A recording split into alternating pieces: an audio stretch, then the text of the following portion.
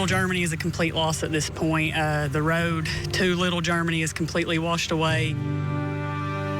We shouldn't have worked. We shouldn't have been there. None of us should have been there.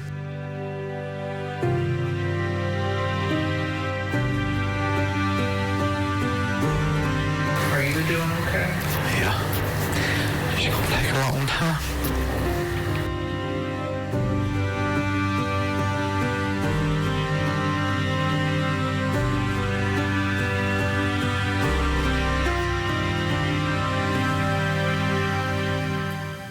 Thursday marks 6 months since floodwaters from Helene ripped through parts of East Tennessee, Southwest Virginia, and Western North Carolina. In the hours and days after the flooding, there were two major concerns in Greene County: damaged roads and lack of water due to the damage to Greeneville's treatment plant. This is what it looked like in Greene County in the moments after the storm hit.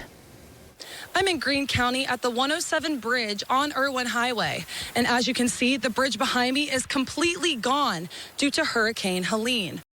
Earlier today, I spoke with the mayor of Greene County, Mayor Kevin Morrison, and he told me that everyone who is living on the south side part of the river is completely blocked off from first responders and EMS getting there to help. We have no way logistically to get water, food, medical supplies, or evacuate emergencies from the south side of the river. Morrison says they are formulating plans to get water and food across the river to those completely cut off. With nearly 8,000 people without power in Greene County, he does not know how long it will take for it to come back on. One of the critical problems that we've got for restoring power services is being able to get, for instance, replacement poles across the river. And equipment. All the bridges have to be assessed for structural integrity.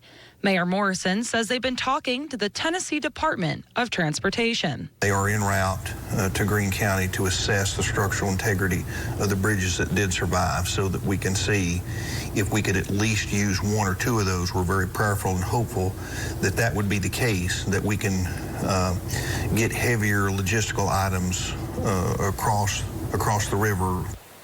Mayor Morrison told me that agencies from the state of Tennessee will be arriving in Greene County on Sunday to bring bottle top water to those in need.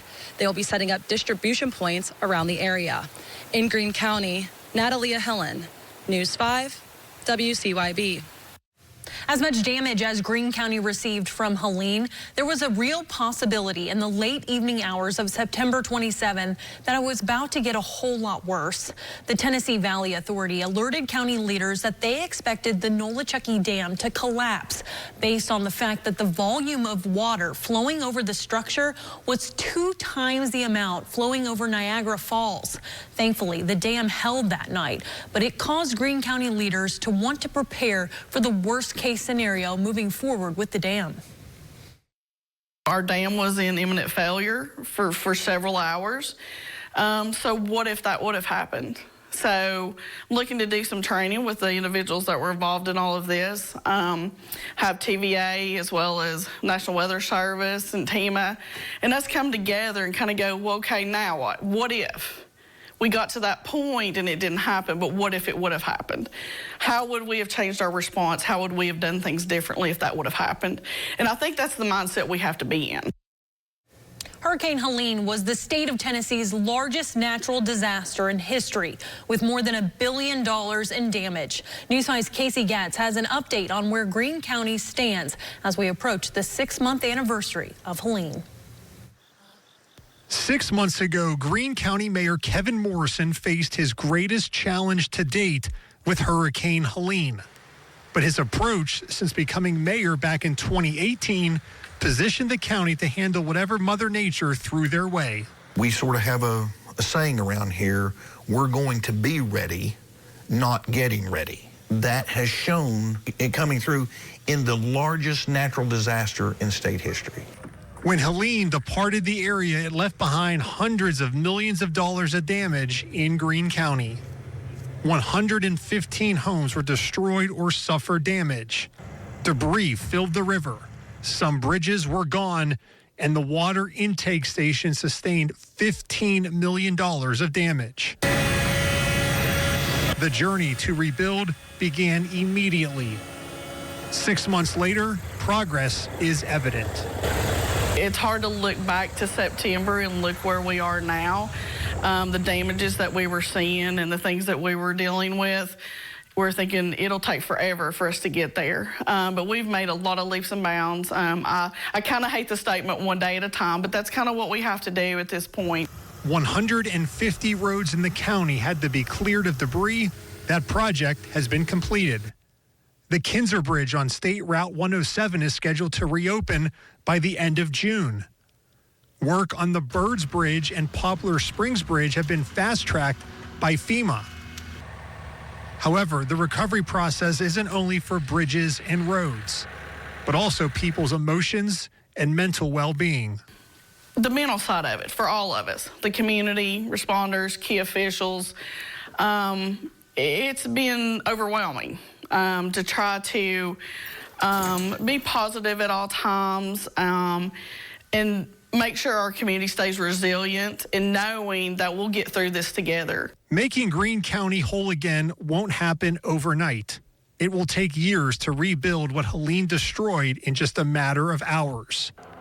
But not doing the work isn't an option, according to Mayor Morrison. We're going to stay at this until we get the roads fixed, the bridges fixed, people as whole as they can be, the water intake station fixed, and under some kind of consideration for some redundant services.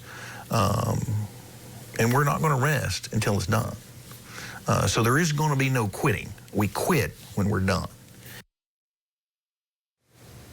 One of the biggest priorities for Greene County officials post-Helene has been clearing debris out of the Nolachucky River. Removing the debris continues as we approach the 6-month anniversary. The county has established debris management sites like the one that you see here. So far, 1.6 million cubic yards of debris have been removed from the river. According to Greene County Mayor Kevin Morrison, that's enough to fill up Neyland Stadium.